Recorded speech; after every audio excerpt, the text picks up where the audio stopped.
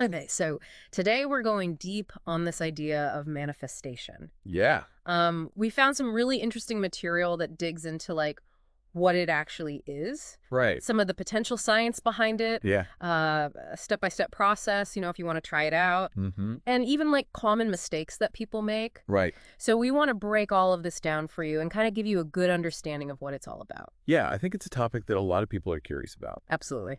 And I think what's great about these sources is they're trying to really connect what can seem like a very kind of out there concept Right. to, potential mechanisms in our minds and even the world around us. Yeah. So we're really kind of digging beyond the surface level here Right. and looking at some of those underlying ideas. Yeah. Okay, so let's jump right in. Okay. What is manifestation, really? Yeah. Well, our sources describe it as like turning your thoughts, beliefs, and desires into reality. But here's the thing, and this is, I think, really important to understand. Right. It's not just, sitting around wishing and hoping for the best. Yeah, definitely not. Right. The material really emphasizes that it's an active thing. Like getting your mindset and your emotions aligned with what you want to achieve Right. and then taking action. Right. It's like a whole package deal. Absolutely. More complete picture. And so one of the first things that always comes up with manifestation is the law of attraction. Right. Have you heard of this? Oh, yeah, of course. So it's the idea that like attracts, like, Right. so if you focus on positive thoughts, positive energy, you're more likely to attract positive experiences and outcomes into your life. Okay. And then conversely, focusing on the negative could attract negativity your way. Right. But you might be thinking, oh, okay, but is it more than just vibes? Yeah, and that's a valid question. Right. And I think what's great is that the source material actually addresses that skepticism, Oh, that's interesting. which is really helpful, I think, for the listener. Yeah. It says like, hey, this isn't necessarily some supernatural force. Right. It actually suggests that there are connections to principles in psychology, Okay. even in physics. That's interesting. So it brings it down to a more understandable level. Right. Think of the law of attraction less like some mystical force Okay. and more about how your focus can shape your perception and your actions, which can then influence your outcomes. Okay, so that's interesting. Yeah. It's more about what's happening internally as opposed to like the universe sending things to you. Right. It's that interplay between the internal and the external. Absolutely. Okay, so we have that basic concept of manifestation and this idea of focus being important.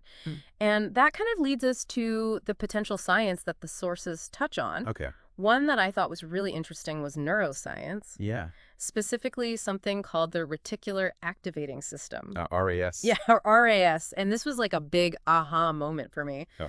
So apparently, when you focus on a specific goal, Yeah. your brain's RAS acts like a filter, and it suddenly makes you notice opportunities and information in your environment Right. that you just overlooked before. It's like when you decide you want to buy a certain car, Oh, and then you start seeing that car everywhere. that happens all the time. Right. It was always there, but your brain wasn't actively looking for it. That's such a good example. Right. So the source material kind of goes on to say that our brains are really wired to seek out evidence that confirms our beliefs. Oh, that's interesting. So if you have this deep-seated belief that you can achieve something, Okay. your brain is going to be on a lookout for resources and paths that support that. So it wants to prove you right, essentially. Yeah, it wants to prove you right. That's kind of cool. Yeah. Okay, so we've got the basic concept of manifestation, this idea of the RAS in our brains. Yep. Now let's go a little deeper into some of the other potential scientific areas that they talk about. Okay. The first one is neuroplasticity. Yeah, some of you might have heard of that. Right. But it has some really interesting implications here. So what's fascinating about neuroplasticity is that our brains are not fixed. Okay. They have this amazing ability to adapt and rewire themselves Right. based on our thoughts, Okay. our experiences, and importantly for our topic today, Mm-hmm. our intentions. Okay. So the source suggests that consistently visualizing a goal Yeah. can actually help create new neural pathways in your brain, Oh, that's interesting. which essentially makes that goal feel more familiar Okay. and therefore more achievable. So it's almost like you're practicing it in your mind over and over. Exactly, like mental rehearsal for success. Right. Okay. And then they go into something a little bit more out there. Yeah, a little bit more mind-bending. Yeah. Quantum physics. Quantum physics. Now, when we talk about this, it's important to remember that it's a theoretical area. Yeah. It's still being debated. Very much debated, yes. Right. So the source kind of cautiously touches on this idea. That, at the most fundamental level of reality, Right. with those subatomic particles, Right. our thoughts and intentions might have a very subtle influence. Oh, wow. And they even mention the double slit experiment. Okay, for those who haven't heard of that. Yeah. The double slit experiment in quantum physics basically showed that the way tiny particles behave can change depending on whether or not they're being observed. Right. So they use this as a way to suggest that consciousness itself Right. might play a role in shaping outcomes. At a fundamental level. Yeah, at a fundamental level of reality. It's a pretty out there concept. It is. And it's important to remember that this is just one perspective presented in the material. Right. It's not like a definitive scientific proof. Exactly. Okay. It's not about definitively proving manifestation through quantum physics, Right. but more about highlighting that the nature of reality at its smallest scale Mm-hmm. is still being explored, Yeah. and the possibility of consciousness playing a more interconnected role than we typically think is not entirely ruled out by some interpretations. Yeah. That's really interesting. So the key takeaway here is that the act of observation seems to change the behavior of these particles. Mm-hmm. So it raises the question, could our conscious attention have some subtle, Okay. and it's debated, but, influence on reality itself? It's like when you try and measure something very delicate and just the act of measuring it changes what you're measuring. Exactly. That's a great analogy. And then bringing things back down to a more everyday level. Yeah. The source material brings up the placebo effect Right. as another potential scientific aspect of this. Yeah. Everyone knows about the placebo effect. Right, where someone experiences a real improvement Yeah. just because they believe they're receiving a treatment. Even if it's a sugar pill. Right? The power of belief. Right. It's really undeniable in this context. So the material suggests that if you believe in a particular outcome strongly enough, that belief itself Yeah. can trigger changes in your body. Right. And even in your external circumstance. That align with that expectation. Right. So it really underscores how powerful our minds can be Absolutely. in shaping our reality. Yeah. Okay. So we've got a handle on what manifestation is, some of the potential science behind it. Yeah. Now, how do you actually do it? Right. The practical side of things. Right. And the source material gives this 5-step process. Okay, a 5-step process to try and manifest your desires. And this is where we move from what and why to how. Right. So the first step, Yeah. get clear on what you actually want. Okay, get specific. Get specific, yeah. And they say, instead of just saying, like, I want more money, Right. be more specific, like, I am attracting $10,000 in the next 3 months. Exactly. So the more clarity you have, the more focused your intention becomes. And that clarity is key because it directs your RAS. Right, that we were talking about. Like we were talking about before. Right, so a vague desire is like a general internet search. But a specific goal is like a targeted query. Okay. So it helps your brain find the relevant information. Yeah, find those opportunities. Okay, so then step 2, Okay. believe that what you desire is already yours. Okay, so believe it's already yours. Yeah, no, this can be a tough one. It can be, yeah. Right. Like, how do you believe in something that hasn't actually happened yet? Right, how do you really embody that? Yeah, and so the source emphasizes, like, really feeling the emotions that you would feel if you already had it. Okay. And gratitude is a big part of this. Okay. Like being thankful in advance. Oh, wow. Like it's already happened. Okay, so it's about shifting your emotional state. Yeah. From wanting to having. Exactly. Right. And they say this emotional alignment is really powerful. Okay, that makes sense. So step 3, Okay. visualization. Visualization. Yeah. And they recommend setting aside 5 or 10 minutes a day to do this. Okay. And the key is to make it as vivid as possible. Okay, so engage all of your senses. Engage all your senses. Sure. Yeah. So if you're manifesting a new home, Okay. don't just picture the house. Right. Like imagine the smell of fresh paint, Okay. the feel of the sunlight, Yeah. the sounds of laughter. Oh, wow. You know, the more real you can make it in your mind, Right. the more your brain starts to treat it as a potential reality. So you're creating a strong mental blueprint. Yes, exactly. Yeah. But manifestation isn't just thinking and feeling. Right. It requires action.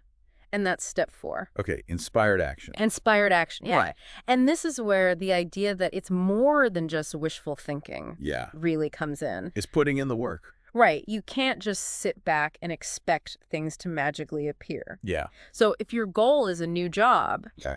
You have to take inspired action. Right. You know, update your resume. Yeah. Apply for jobs. Network. Network. Right. They say the universe, or whatever you want to call it, tends to meet you halfway. So you got to do your part. You got to do your part. And it's not always going to be clear, like, how these actions are going to lead to your goal. Right. But there's still steps forward. Okay. And then finally, step 5. Okay. This is probably the hardest one. Yeah. This one can be tricky. Let go. Let go. And trust the process. Oh, yeah. This is definitely where I struggle. Right. Like, wanting to be in control. It's hard to surrender that control. It's hard to surrender control. But the source says that constantly obsessing over how it's going to happen can actually create resistance and block the flow of what you're trying to achieve. Because you're not trusting that it's going to work out. Exactly. It comes down to trust. Right. So the source encourages detaching from the specific outcome. Okay. Having faith that the details will work themselves out. In divine timing? In divine timing, yeah. Okay, so we have the 5 steps. Get clear, believe it, visualize it, take inspired action, and let go and trust. Okay, sounds good. Now it's important to have realistic expectations. Right. Not everyone who tries to manifest something sees immediate results. It's a process. Yeah, it's a process. That takes time. It takes time. And the material talks about some common mistakes. Okay. Common reasons why it might not seem to be working. Yeah. So the first one is doubt and negative self-talk.